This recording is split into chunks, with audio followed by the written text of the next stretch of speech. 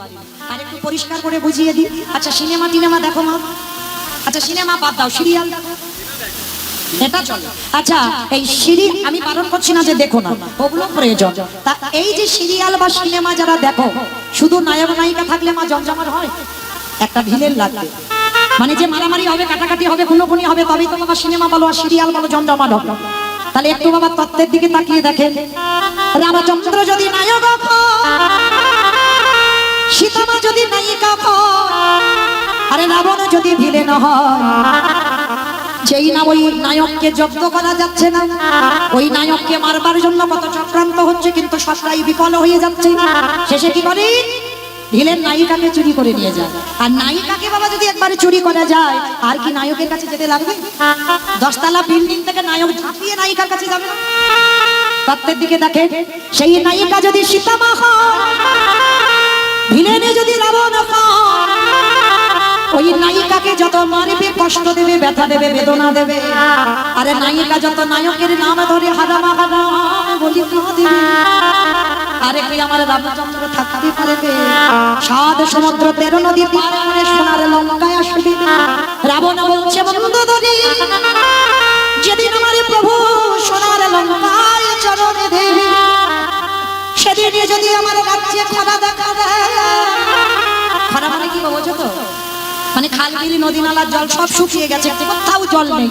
রাবণ বোঝাচ্ছে তার স্ত্রীকে, মন্দোদরি যদি আমার রাজ্যে খরা দেখা দেয়, কোথাও জল না থাকে, আরে সেই সময় যদি আমার রামচন্দ্র লঙ্কায় আসে, বলো বলো কি দিয়ে চলো তুমি যেদিন আমার প্রভু রাম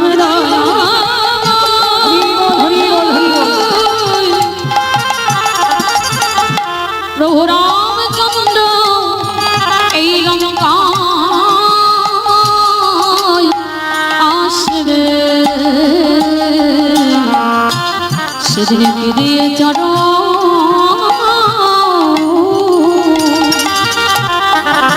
চরণ ধোয়াই। তাহলে বাবা রামচন্দ্রের চরণ ধোবাবো।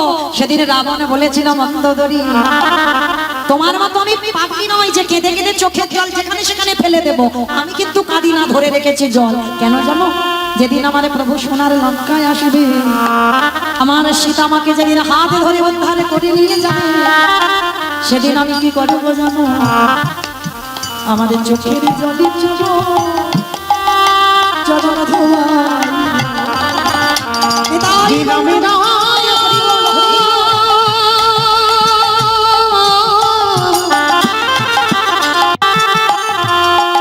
রামে দয়া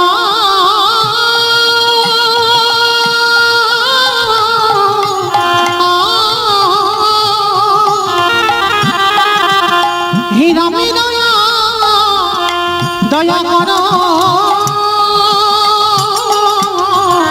করো বলে,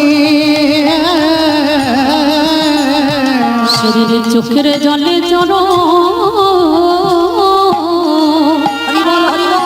চরণ ধোয়াই। তাহলে বলেন বাবা, সেই রাবণের কতটা প্রেম ছিল, কতটা ভক্তি ছিল, বাইরে দেখে বিচার করলে হবে না। আর সেই রাবণকে মেরে আমার রামচন্দ্রের সর্বশরীরটা পাপী হয়েছিল। আর সেই পাপ কবে ধুচ্ছে? কৃষ্ণ অবতারে যুধিষ্ঠির রাজস্বয় যজ্ঞে। মাইরা যেখান থেকে গিয়েছিলাম আবার সেখানে ফিরে এলাম, মনে পড়ছে তো? তাহলে এই যুধিষ্ঠির যজ্ঞে ভগবান শিক্ষা দিল কে? না আপনারা আমরা বাবা অন্যায় তো করি নাকি? পাপ ফেললেই পাপ।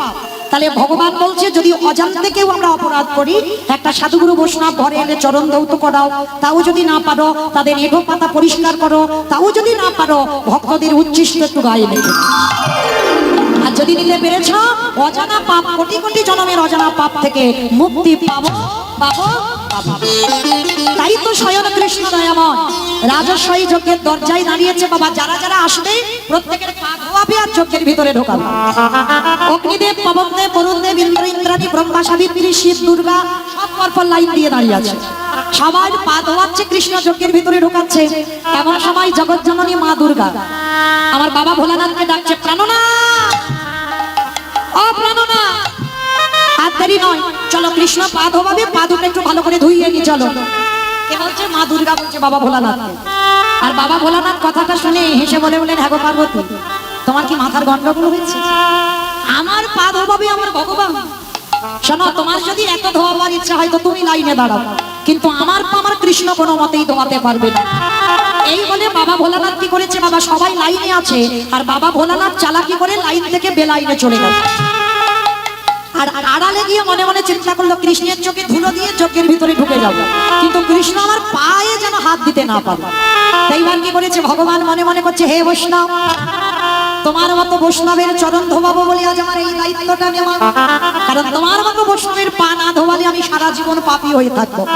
আর ভোলানাথ প্রতিজ্ঞা করেছে, কৃষ্ণ আমার পা তোমাকে ধোয়াতে দেবো না। এই বলে বাবা কি করেছে, লাইন থেকে বেলাইনে গেছে। আর আড়ালে গিয়ে বাবা কি করেছে জানো, একটা কুকুর হয়ে গেছে।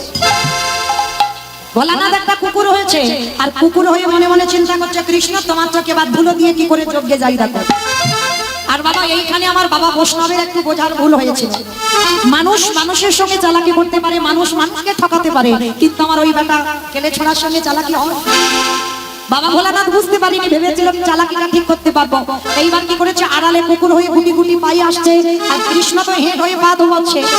পায়ের মাঝখানটা বাবা ফাঁকা মতো দেখেছে ভোলানাথ, আর মনে মনে চিন্তা করছে ওইখান থেকে আমি ঢুকবো ওই যজ্ঞের ভিতর। এইবার কি করেছে, ভগবান নিচে হয়ে পা ধোয়াচ্ছে, আর এদিকে তো বাবা ভোলানাথ বুঝতে পারিনি যে কৃষ্ণের চোখ চারদিকে ঘুরে ঘুরে বেড়াচ্ছে। কি গো মাইরা, কে কীর্তন শুনছে, কে শুনছে না, কে গল্প করছে, কে হাসছে, কে শুধু খালি পাকার বাতাস করছে, কে কেঁদে যাচ্ছে, আর কে বসে বসে। আমি কিচ্ছু দেখতে পাচ্ছি না, কিন্তু মাঝে পরে বাঁকা করে বাঁকা দিতে পারবে ফাঁকি, সময় মতো বাড়িতে পৌঁছে দেবে কে কীর্তন শুনেছে আর কে শোনেনি। এইবার ভোলানাথ কি করেছে, পিছন থেকে আসছে কুকুর হয়ে, আর ভগবান মুচকি মুচকি হাসছে, বেটা আমার চোখে ধুলো নেই। এইবার নিচে হয়ে পা ধোয়াচ্ছে, সবে আমার পরম বৈষ্ণব বাবা ভোলানাথ ওই ভগবান কৃষ্ণের পায়ের ফাঁক দিয়ে মাথাটা সবে,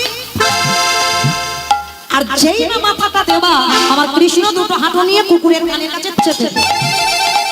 এইবার দেখ কেমন লাগে।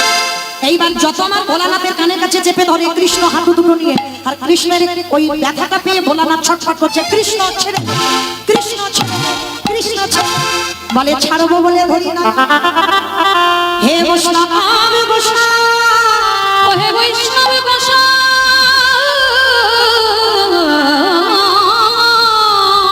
তোমার মতো বৈষ্ণবের দুটো পা ধোয়ালে বোধহয় আমার কম হতো, তাই তো কৃপা করে করুণা করে আরো এক্সট্রা দুটো জুড়ে দিয়েছো।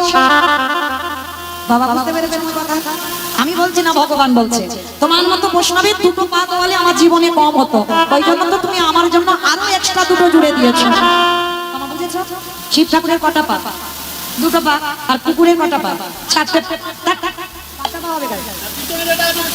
ওইটা তো লেজ, তাহলে কুকুরের চারটে পা। ভগবান বলছে, হে বৈষ্ণব, তোমার মতো বৈষ্ণবের দুটো পা ধোয়ালে কম হতো, তাই কৃপা করে তুমি আমার জন্য আরো দুটো এক্সট্রা জুড়ে দিয়েছো। বলি এবারে তাহু বলে হে বৈষ্ণব গোসাই, দাও দাও চরণ বাড়াই না। বাবা ভোলানাথ কুকুর হয়ে ছটফট করছে, কিন্তু বাবা একটা প্রেস্টিজের ব্যাপার, সম্মানের ব্যাপার, নিজের রূপে আসতে পারছে না। আর কুকুর হয়ে শুধু বলছে, কৃষ্ণ আমি কান বলছি না বলছি, জীবনে আর ভুল করবো না, আমায় ছেড়ে দে, চুপ। এইবার দেখো আমি তোমার কি ব্যবস্থাটা করবো। মোটা দড়ি নিয়ে কুকুরটাকে একটা গাছে আস্তে পিষ্টে বেঁধেছি। এইবার বাবা কুকুরটাকে যেই বেঁধে দিয়েছে, এবার কুকুরের চারটে পা শুধু ছটফট করছে। ভগবান বলে এবার পায়ের ব্যবস্থা করতে হবে। মোটা দড়ি নিয়ে কুকুরের চারটে পা এক জায়গা বেঁধে দিয়েছে, আর সেই না চারটে পা বেঁধে দিয়েছে, কুকুর তো আর কিছু করতে পারছে না, শুধু নয়ন জলে বুবু ভাসাচ্ছে, কৃষ্ণ পারে, ওরে কৃষ্ণ রে,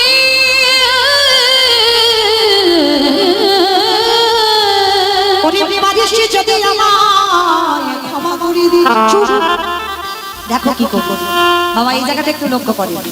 ভগবান পর্যন্ত ভোলানাথের চরণ পাবার জন্য লালায়িত, তাহলে কত বড় ভক্ত আমার পরম বৈষ্ণব বাবা ভোলানাথ, যার জন্য যার চরণ পেতে চাই আমার ভগবান স্বয়ং কৃষ্ণ। কেন পাবে না জানো? এই ভগবান ভোলানাথের আর একটা নাম হচ্ছে নীলকণ্ঠ, জানো তো? ভগবান সমুদ্র মন্থনে ভালো ভালো জিনিসগুলো বাবা সব ভাগাভাগি করে নিল, আর যখন কালপুর বিষটা উঠলো কেউ নিতে চাইছে না, ভক্ত কারে কই দেখো, তখন ভোলানাথ বলেছিল আমি পান করব জগতের মঙ্গলের জন্য, সবার মঙ্গলের জন্য। আর যখন পান করেছিল বাবা, ওই কণ্ঠে বিষটা আটকে গেল, কণ্ঠ থেকে নিচে নামলো, যার জন্য তো নাম নীলকণ্ঠ।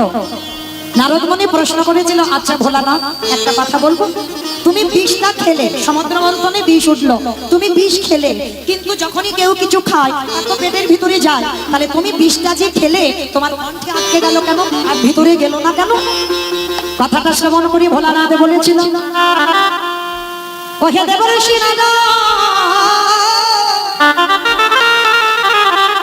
তুমি বোধহয় জানো না এই হৃদয়ে আমার গোবিন্দ বাস করে।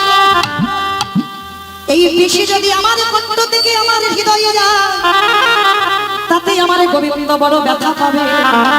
তাই ওহে দেবর্ষি, আমি কণ্ঠে আটকে রাখলাম বিষ, আমি নিচে নামালাম না, কেন আমি কষ্ট পাবো, আমি দুঃখ পাবো, আমি ব্যথা পাবো, আমি বেদনা পাবো। আমার কৃষ্ণ জানা যেন সুখে থাকি, বলে আমি যাব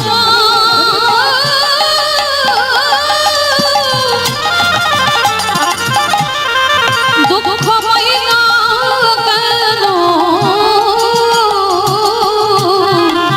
আমার কৃষ্ণ যেন সুখী থাকে। শুধু এ ঘটনা নয়, যে ব্যক্তি মারা যায় না বাবা ভোলানাথ তার দরজায় দাঁড়িয়ে থাকে। বাবার তো খুব প্রিয় জায়গা শ্মশান, তাই না? খুব প্রিয় জায়গা শ্মশান। কেন শ্মশান জানো? ভোলানাথ ভক্তের দুয়ারে দাঁড়িয়ে থাকে। তবে যেমন তেমন ভক্তের দুয়ারে নয় বাবা, যদি কৃষ্ণ ভক্ত দেহ ত্যাগ করে সেই ভক্তের দুয়ারে দাঁড়ায়। আর তার দেহটা নিয়ে যখন শ্মশান ঘাটে যায়, আর দেহটা পুড়িয়ে যখন ছাই করে চলে আসে, আমার পরম বৈষ্ণব ভোলানাথের রাতের অন্ধকারে সেই কৃষ্ণ ভক্তের ছাই তুলে নিয়ে বাবা সারা গায়ে হাঁটে। শুধু ছাই না, ওই ছাই মারতে মারতে যদি এক টুকরো হাড় পেয়ে যায়, ওই হাড়গুলো কৈলাসে নিয়ে গিয়ে হাড়ের মালা করে বসে বসে থাকে। কেন জানো? ভোলানাথের ভয় হয়, যদি কোনোদিন আমি কৃষ্ণ নামে ভুলে যাই, এই কৃষ্ণ ভক্তের হাড়ে যদি আমার কাছে থাকে, ওরা কৃষ্ণ কৃষ্ণ কৃষ্ণ বলে যেদিন আমি ভুলে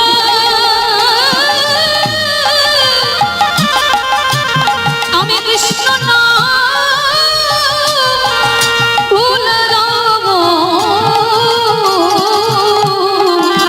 ওরা কৃষ্ণ কৃষ্ণ কৃষ্ণ বলবে। মনে রাখবে বাবা, যারা বৈষ্ণবতা অর্জন করেছি আমরা, তাদের কোনো লোভ লালসা থাকতে নেই। ওই জন্য আমার বাবা দেখবেন অন্যান্য দেবদেবীদের কত দামি দামি মুকুট পরে আছে, কত দামি দামি পোশাক পরে আছে, তাই না? দেখবেন এত দেব, ইন্দ্রদেব, পবনদেব, বরুণদেব, নারায়ণ, ব্রহ্মা, সবাই মাথায় বড় বড় মুকুট পরে আছে, দামি দামি অলংকার। আর আমার ভোলানাথের দেখেছে, বেটা বিয়ে করতে গেল একটা ধুতি পাঞ্জাবি জোটেনি, সেও বাচ্চাল করে বিয়ে করতে গেল। আবার দেখেন বাবার প্রিয় ফুলগুলো দেখেছো? কোনো সুবাস নয়, দেখতেও খুব ভালো নয়। বাবার প্রিয় ফুলগুলো কি গো? এই শ্রাবণ মাসে একটু টানাটানি বেঁধেছে, আকন্দ ফুল, ধুতরা ফুল, ধুতরা ফল, এইগুলো একটু বেঁধেছে। এই শেষ সোমবার আসছে না, পরশুদিন অনেকে ব্রত করবেন, তো কতজন করবেন একবার হাতটা তোলেন তো দেখি। শ্রাবণ মাসে শেষ এই কজন, এই কজনের হাত উঠলো। এইবার ভগবান কি করেছে? দড়ি দিয়ে কুকুরের 4টে পা বেঁধে দিয়েছে। শুধু বেঁধে দেয়নি, এইবার ভগবান কি করেছে জানো? সবার পা তো ঘটিতে করে জল দিয়ে ধোয়াচ্ছে। আর বৈষ্ণবের বেলা কি করেছে জানো? ওই কুকুরের 4টে চরণ একবার বুকে জড়িয়ে ধরেছে। আর বুকে জড়িয়ে ধরে খালে বিলি নদী নালারে জলে নয়, কৃষ্ণ দয়াময় আমার।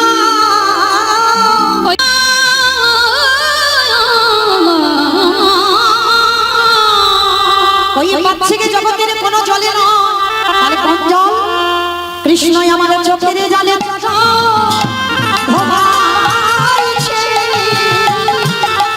বৈষ্ণবের কৃপা কৃপা বরমণি, আজ চোখের জলে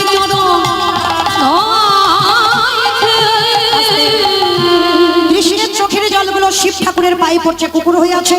আর সেই সময় কুকুরের রূপী ভোলানাথ কৃষ্ণের চরণ ছুঁয়ে প্রতিজ্ঞা করেছিল, কৃষ্ণ আমি কথা দিলাম আগত কলিকালে আমি আর শিব হব না, কলিকালে আমি হব অদ্বৈত আচার্য গোসাই। অদ্বৈত আচার্য গোসাই। বাবা ঠাকুর যেখান থেকে গিয়েছিলাম আবার সেখানে ফিরে এলাম। আমি কি বলেছিলাম? সত্যতে শিব, ত্রেতাতে শিব, দাপরে শিব, কিন্তু কলিতে শিব নয়। আর কেন নয়? এই হলো তার কারণ। কৃষ্ণের চোখের জল ভোলানাথের চরণে পড়লো বলে ভোলানাথ প্রতিজ্ঞা করেছিল, কৃষ্ণ আগত কলিকালে আমি এই শিব রূপটা ধারণ করে কোনোদিন যাব না। আর শোন, আমি হব অদ্বৈত আচার্য গোসাই, তুই হবি আমার নদী আর নিমাই। তুই কৃষ্ণ নয়, আমি 12 বছরে তুলসী ভাসিয়ে তোকে বৃন্দাবন থেকে নদিয়ায় নামাবো। আর শান্তিপুর থেকে যেদিন তোর সঙ্গে প্রথম আমার সাক্ষাৎ হবে, আজ যেমন তোর চোখের জল কুকুরের পায়ে পড়লো, এই কুকুরে যেদিন অদ্বৈত হবে, তুই যেদিন নিমাই হবি, ওর এমনি করে সাজা যেদিন নদী আমি নিমাই হবি, এমনি করে চরণ ধোয়াইব। তাহলে মায়েরা পরিষ্কার বোঝা গেল, যার জন্য পৃথিবীতে কারোর ডাকে নয়, অদ্বৈত আচার্যের ডাকে কৃষ্ণ গৌর হয়ে। আচ্ছা বাবা, এবার আমি একটু কথা বলবো, মন প্রাণ দিয়ে শ্রবণ করবেন। কেমন? যিনি সত্যতে নারায়ণ, ত্রেতাতে রামচন্দ্র, দাপরে কৃষ্ণ, কলিতে হলো গৌরাঙ্গ। তাহলে 4টে যুগে ভগবান 4 ভাবে এসেছে। সত্য যুগে বড় লোক হলো, ত্রেতা যুগে বড় লোক হলো, দাপরে বড় লোক হলো, কলি যুগে ভগবান কাঙালের ঠাকুর হলো। আর তাছাড়া বাবা, পৃথিবীতে ভগবান যে কৃষ্ণ যে কলিকালে গৌর হলো, পৃথিবীতে লাখ লাখ ভক্ত ছিল, কোটি কোটি ভক্ত ছিল, হাজার হাজার ভক্ত, ভক্তের অভাব নাই। কিন্তু এসেছিল কার ডাকে? কৃষ্ণ গৌর হয়ে এলো একজনের ডাকে, তিনি হলো শান্তিপুরে অদ্বৈত আচার্য গোসাই। ভালো করে শুনবেন বাবা, এই অদ্বৈত আচার্য গোসাই যিনি 12 বছর তুলসী ভাসিয়ে আমার কৃষ্ণকে কলিযুগে গৌর করে এনেছিল। কিন্তু এখানে আমাদের একটা প্রশ্ন রয়ে যায়, মা, পৃথিবীতে লাখ লাখ কোটি কোটি ভক্ত থাকা সত্ত্বেও একেবারে শান্তিপুরে পুরমালির ডাকে কেন এলো?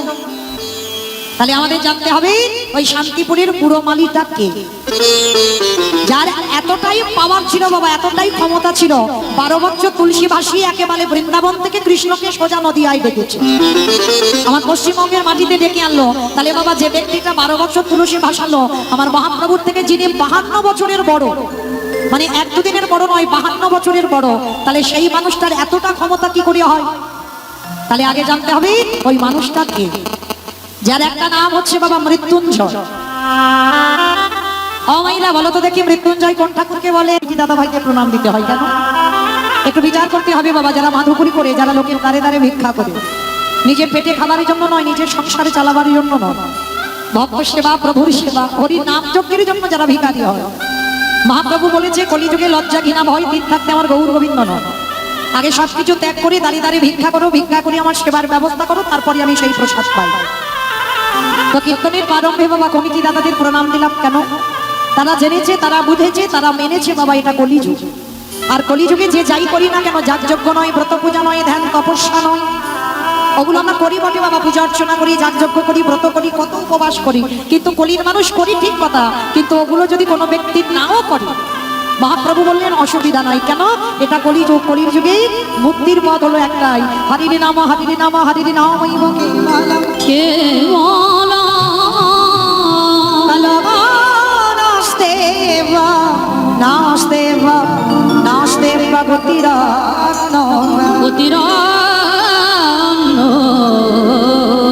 কলির মানুষের হরিনাম ছাড়া কোনো গতি নাই, কোনো গতি নাই, কোনো গতি নাই। ভাইরা, আপনারা প্রশ্ন করবেন, মৌমিতা ও সংকীর্তনিয়ারা বলে যায়, বলে হরিনাম করো, হরিনাম শোনো, একাদশী করো, ভগবানকে ভালোবাসো, ভগবানের চরণে তুলসী দাও, ও সংকীর্তনিয়ারা বলে, আর আপনারা শুনে সব বাড়িতে চলে যায়। কিন্তু মাইরা, কীর্তন শুনলে হবে না, একটু অনুভব করতে হবে বাবা, বিচার করতে হবে, বাস্তবে মেলাতে হবে। এই যে কীর্তনিয়ারা বলছে হরিনাম শোনো, হরিনাম করো, হরিনাম ছাড়া আমাদের কোনো রাস্তা নাই। আচ্ছা মাইরা, একটু ভালো করে বিচার করে দেখেন তো, বাস্তবের সঙ্গে হরিনাম ছাড়া মানুষের কোনো রাস্তা আছে? রাস্তা যদি থাকতো বাবা, যে যত বড় ধনী হোক না কেন, যার যত টাকা থাকুক না কেন, যার যত অর্থ থাকুক না কেন, কেউ যদি সারা জীবন দিল্লি বোম্বে কাটিয়ে দেয়, কেউ যদি বাবা সোনার পালঙ্কেও ঘুমায়, মনে রেখো শেষের দিকে তোমার এরা কেউ আপন নয়। যতই আগলে বসে থাকো না কেন বাবা, ছেলে আমারে, মেয়ে আমারে, জায়গায় আমারে, জমি আমারে, বৈভব আমারে, বন্ধু আমারে, বান্ধব, কিন্তু একেবারে যদি বাসে বেজে যায়, পড়ে থাকবে সরকারি খামা, তুমি এসেছো একা, তুমি যাবে একা। যেদিন এসেছিলে তুমি কাউকে সঙ্গে করে নিয়ে আসনি, একা এসেছো পৃথিবী। আর যেদিন পৃথিবী ছেড়ে যাবে সেদিনে তুমি একা যাবে মা। যে যত তাড়াতাড়ি এটা চিন্তা ভাবনা করে নিতে পারবে ততই তাড়াতাড়ি তার লাভ। কারণ যতই আগলে বসো না কেন, এরা তো তোমার নয়, সব দুদিনের জন্য। পৃথিবীতে যা যা কিছু দেখছো অনিত্য বস্তু, আর নিত্য বস্তু যদি থাকতে হয় একটাই, যেটা হলো আমার গৌর গোবিন্দ চরণ। জগতে সব মিথ্যা, সত্য একটাই, যেটা হলো আমার গোবিন্দ চরণ। আর জগতে সব মিথ্যা, কারণ সব দুদিনের জন্য কাছে আছে বাবা, একটা একটা করে সব ছেড়ে চলে যাবে। তাহলে কেউ চিরস্থায়ী নয়। কিন্তু মায়েরা শেষের দিনে তোমার কেউ সাথ দিক বা না দিক, একজন কিন্তু তোমার সাথ দেবে, সেটা কে বাবা? তোমার কর্মফল। এইটা একটু ভালো করে মাথায় রেখে দেবে মা। কতবার কীর্তন শুনেছো, কতবার ভাগবত আসরে বসেছো, কতবার গুরু চরণ আশ্রয় করেছো, কতবার সাধুগুরু বৈষ্ণবের চরণ ধরেছো, কতদিন একাদশী করেছো, কতবার তুলসী তলায় জল দিয়েছো। এই ভালো ভালো কর্মগুলো তোমার সাথ দেবে, আর কেউ তোমার সাথ দেবে না। তবে আমি মৌমিতা একটা গ্যারান্টি দিতে পারি, আর একজন তোমার সাথ দেবে। সে কে জানো? সে যত বড় লোক হোক আর গরিব হোক, যার বাড়িতে আছে বাবা খুব ভালো, আর যার বাড়িতে নাই, দুটো জিনিস শেষের দিনে ভাড়া করতে হবে। একটা হলো খোল আর একটা হলো পরোটা। জানি না মা আপনাদের এটা ঝাড়খণ্ড, এই ঝাড়খণ্ডে নিয়ম আছে কিনা জানি না, তবে আমার কলকাতার এলাকায় নিয়ম আছে। মানুষ মরে গেলে কিছু দাও বা না দাও, এই খোল করতালটা তোমার বাজাতে হবে, আর পিছনে বলবে বলো হরি হরি বল, বলো হরি হরি বল। কি বাবা নিয়মটা আছে আপনাদের এই জেলাতে? এখানেও হয় খোল করতাল বাজায়? আচ্ছা, এই জায়গাটা একটু বিচার করেন, কেন বাজাবো? কেন বাজাবো? কারণ বাবা ঠাকুর বিসর্জন যখন করতে যাচ্ছে বড় বড় ডিজে বক্স বাজছে, কিংবা আপনাদের এখানে বাজে? বাহ, আমাদের এলাকায় এমন বাজবে না তোমার হার্ট অটোমেটিক ব্লক হয়ে যাবে, মানে এত ধুমধাড়াক্কা বাজে। তা বাবা ঠাকুর বিসর্জনে যাচ্ছ তখন ডিজে বাজাচ্ছ, আর যেদিন আমার দেহটা বিসর্জন হবে একটা কি ডিজে বক্স বাজাতে বাজাতে গেলে হতো না? নিশ্চয়ই হতো। তাহলে হচ্ছে না কেন? এই জায়গায় চৈতন্য মহাপ্রভু শিক্ষা দিলেন, ওরে কলির জ্ঞান খোঁজি, সারাদিন যাদের রাখলে বসে রইলি, কৃষ্ণ ভজন করতে পারলি না, কৃষ্ণ বলে কাঁদতে পারলি না, কেউ তোর